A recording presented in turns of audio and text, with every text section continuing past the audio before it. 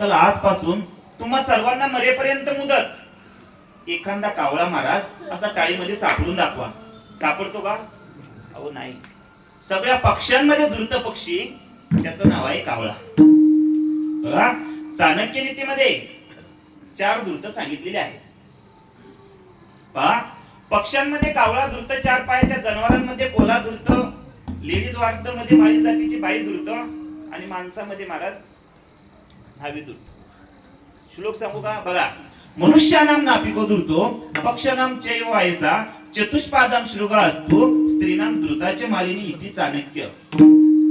त्यामध्ये कावळा द्रुत सांगितलेला आहे. बघा एकच बुबुळ आहे, त्याला दोन्ही बाजूनी गारा फिरवतोय आणि त्याचं वैशिष्ट्य असं आहे की सगळ्यांच्या पिंडाला ते शिवतय, पण त्याच्या पिंडाला महाराज कोणाचा धक्काही लागू देत नाही. तुम्ही पकडून बघा, टाळीमध्ये कावळा सापडणं अवघड शक्य नाही, पण दैवयोगाने उचित प्रसंगी तो कावळा टाळीमध्ये सापडावा. ही अघटित घटना, याला कागटाळीने असे म्हणतात. विठाला